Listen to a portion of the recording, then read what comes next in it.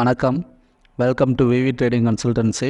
இப்போ நாளைக்கு ட்ரேடிங்கான ஸ்கிரிப்ட் பார்த்தோன்னா Nifty, bank Nifty, HCL tech, Indus tower இந்த 4 ஸ்கிரிப்ட்டுக்கு லெவல்ஸ் பார்க்கலாம்.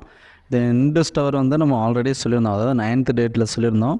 அது நல்லாவே மூவிங் கொடுத்துருக்கு. எகெயின் வந்து நம்ம ஒரு பை ரேஞ்சில் இருக்குது. ஸோ அது எப்படிங்கிறதையும் பார்த்துடலாம்.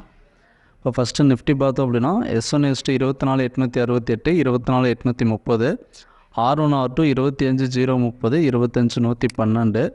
மார்க்கெட் வந்து நமக்கு சப்போர்ட் ஜோன் நியர்பையில் தான் இருக்குது. இன்றைக்கி வந்து பார்த்தோம் அப்படின்னா நமக்கு ஒரு செல்லிங் மூவிங் கொடுத்தது, அதாவது சின்னதாக ஒரு செல்லிங் கிடச்சது. ஒரு 100 பாயிண்ட் பக்கமாக பேங்க் நிஃப்டி வந்து நம்மளோட ரெசன்ட் ஜோன்லேருந்து டவுன் ஆகிருக்கு. எகைன் வந்து பார்த்தோன்னா நம்மளோட சப்போர்ட் ஜோன்கிட்ட வந்து மறுபடியும் ட்ரேட் ஆச்சு அப்படின்னா மறுபடியும் பையிங் போகிறதுக்கான சான்சஸ் தான் இருக்குது நிஃப்டியை பொறுத்தளவு. அதே சமயம் டே சார்ட்டில் பார்த்தோம் அப்படின்னா ஒரு புல்லிஷ் பிரேக் அவுட்டில் ஒரு ரீடெஸ்ட் பாயிண்டில் இருந்தால் தான் மறுபடியும் மூவிங் கொடுத்துருக்கோம். ஸோ இங்கே வந்து ஒரு பையிங் போகிறதுக்கான சான்சஸ் இருக்குது. ஸோ அது என்னென்னா, நம்ம நிஃப்டி வந்து பொசிஷனலாக பை எடுக்கணும் அப்படின்னா நமக்கு ஸ்டாப் லாஸ் வந்து இந்த லோ தான் வச்சுக்கணும். அதாவது 24,800 வந்து நம்ம ஃபியூச்சரில் வந்து அதை ஸ்டாப் லாஸாக வச்சுக்கலாம் நிஃப்டிக்கு. அடுத்து பேங்க் நிஃப்டி பார்த்தோம்னா R1 R2 51,552, 51,680, S1 S2 50,749, 50,652. Market middle close ஆகிருக்கு. எகைன் நம்மளோட சப்போர்ட் ஜோன், அதாவது 50,820 அந்த ஜோன் வந்தது அப்படின்னா பையிங் பண்ணலாம். இன்கேஸ் R1 R2 ரேஞ்ச் வந்ததுன்னா நமக்கு அங்கே செல்லிங் கன்ஃபர்மேஷன் கிடச்சதுன்னா செல்லிங் போகிறதுக்கான சான்சஸ் இருக்குது.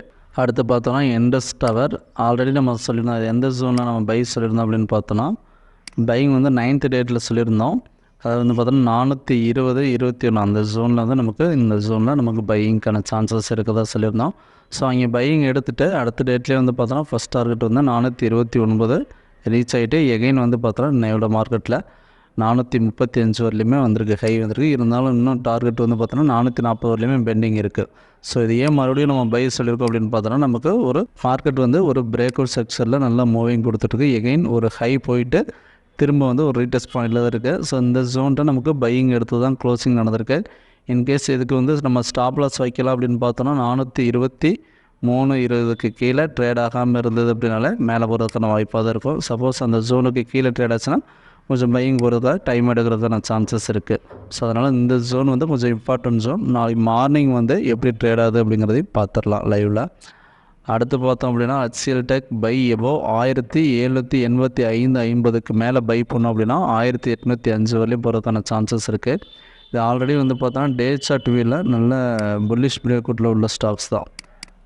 டே சார்ட் வியூ பார்த்தோம் அப்படின்னா ப்ரீவியஸாக இருக்க ஹை எல்லாமே பிரேக் பண்ணி நல்லா ஹைலே தான் ட்ரேட் ஆகிட்டுருக்கு.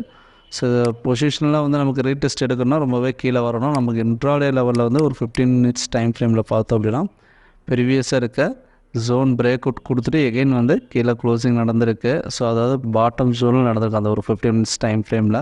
ஸோ இந்த ஜோன்லேருந்து மேலே போகிறதுக்கான வாய்ப்பு இருக்குது. க்ளோசிங் லாஸ்ட்டு 15 minutesலேயும் ஒரு பையிங் வால்யூம் நடந்திருக்கு. ஸோ இதுக்கு பை எடுத்தோம் அப்படின்னா ஸ்டாப்லஸ் வந்து இந்த லோ வச்சுக்கலாம், அதாவது 1773 வச்சுக்கலாம்.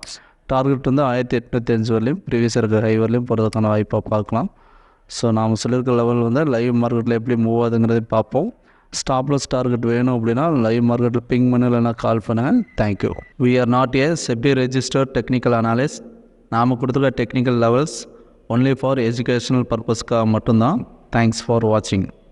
நம்மளோட சர்வீசஸ் பார்த்தோம் அப்படின்னா ஸ்டாக் மார்க்கெட்டில் எப்படி ட்ரேட் பண்ணணும் அப்படிங்கிற கோர்ஸ் எடுத்து கொடுத்துட்ருக்கோம். நீடட் இருக்கிறவங்க இந்த வீடியோ எண்டில் வர நம்பருக்கு கால் பண்ணுங்கள் இல்லைனா பிங் பண்ணுங்கள். தேங்க்யூ.